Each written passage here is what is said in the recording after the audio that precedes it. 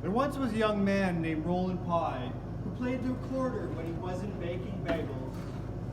One day he was walking through a park and playing his recorder to rest him off from all his baking when suddenly he spied a corpse lying on the ground beneath a swarm of flies. He put down his recorder, walked over to the corpse, shooed the flies away, and covered the dead man with stones. Returning to his oven later that day, he found that his oven blade had gone on by itself and already baked half the bagels he needed. From that day on, Roland Pye was the happiest baker alive. He'd bake until he was tired, and he'd pull his recorder out of his pocket while his oven blade went on by itself. But Roland Pye lived in a town whose mayor did not admire his skill and was jealous of his fame.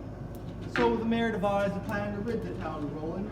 In the beginning he said that Roland was a good worker, but lazy. Next he said that Roland baked a whole lot, but badly. Then he accused Roland of being a sorcerer, and the people turned on him. Therefore, Roland Pye took his recorder and left his home behind.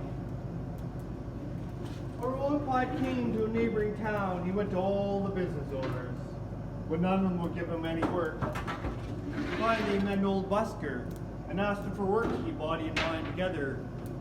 "Come along with me," said the old man, "and we will share alms." So Roland Pye, the old man, started going around and singing, "Baker, why do you bear those silent things? Baker, how did you forget to stand where your feet are? Baker, no woman loves your wealth, although it is golden and good for her health. Baker, you are too dirty for a lover to wish to preen. Your limbs are the knots and cords of an old-fashioned machine. Baker, line the rings and bash the boards. You don't need their applause for a thing that is yours. You are a baker and are what you are, not by a miracle, but by the work of your arms. Baker, be who you are." Everybody gave alms to the old man, but to Roland they said, "What is a young man like you out begging? Why don't you work for a living?" "Nobody will hire me," replied Roland Pye. "That's what you say.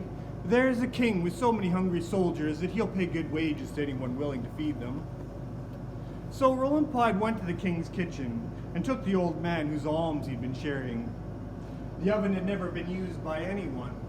Roland mixed the dough, then he rolled it into rings, then he boiled them, dressed them with seeds, and baked them until they were golden brown. Then he tossed them into a crate to cool down. Whenever Roland wearied of baking, he'd play his recorder, and once he was weary of playing his recorder, he'd sing, "Baker, why do you bear those silent things?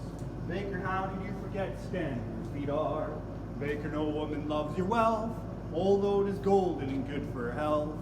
Baker, you are too dirty for a lover to wish to preen. Your limbs are the knots and cords of an old-fashioned machine.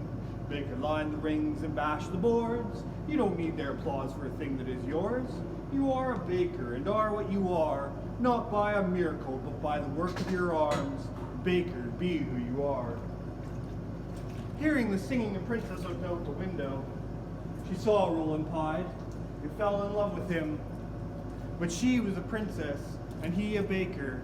The king would never consent to their marriage. So they decided to run away together.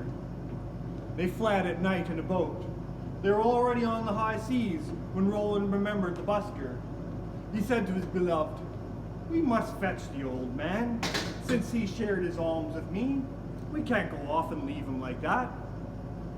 At that very moment, the old man came up behind the boat, walking on the water as though it had been dry land.